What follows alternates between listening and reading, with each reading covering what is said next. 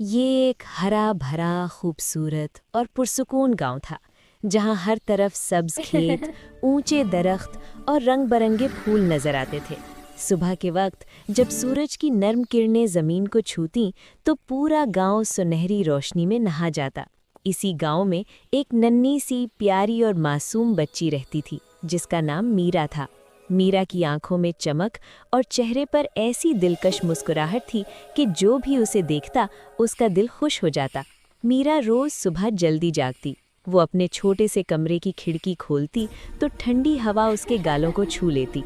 वो आंगन में आकर फूलों को प्यार से देखती, कभी उन्हें पानी देती और कभी उनसे बातें करने लगती। चिड़िया उसके इर्द गिर्द मंडलाने लगती जैसे वो भी मीरा की आवाज़ सुनने आई हो।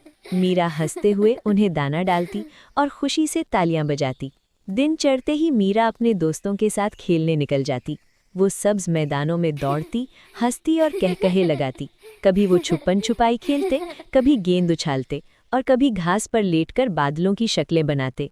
मीरा हमेशा सबको साथ लेकर चलती और किसी को अकेला महसूस नहीं होने देती। इसीलिए सब बच्चे उसे बहुत चाहते थे। लेकिन मीरा सिर्फ खेल कूद में ही अच्छी नहीं थी, उसका दिल भी बहुत नर्म था। वो रास्ते में अगर किसी बूढ़ी आंटी को देखती तो फौरन उनका हाथ थाम लेती, कभी उनके लिए फूल ले आती तो कभी छोटा सा काम कर देती।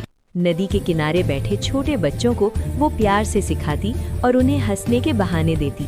यहाँ तक कि जानवर भी मीरा के करीब आ जाते क्योंकि वो उन्हें प्यार से सहलाती और खाना खिलाती थी। एक दिन मीरा पेड़ के नीचे बैठी फूलों से खेल रही थी कि अचानक एक खूबसूरत रंग बरंगी तितली आकर उसके हाथ पर बैठ गई। मीरा ने सांस रोक ली और हैरत से तितली को देखने लगी।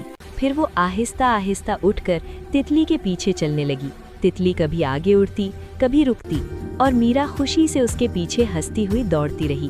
वो लम्हा ऐसा था जैसे वक्त थम गया हो और फिजा में खुशी घुल गई हो।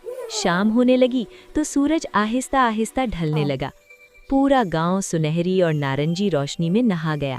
मीरा बड़ों के साथ आंगन में बैठ गई जहां पुरानी कहानियां सुनाई जा रही थीं। वो गौर से सुनती, कभी मुस्कुराती और कभी हैरान हो जाती। आहिस्ता आहिस्ता उसकी आंखों में नींद उतरने लगी, मगर चेहरे पर सुकून और खुशी साफ नजर आ रही थी। रात को मीरा अपने कमरे में गई, अपनी प्यारी सी गुड़िया को गले लगाया और बिस्तर में लेट गई। खिड़की से चांदनी अंदर आ रही थी और नर्म हवा पर्दों को हिला रही थी।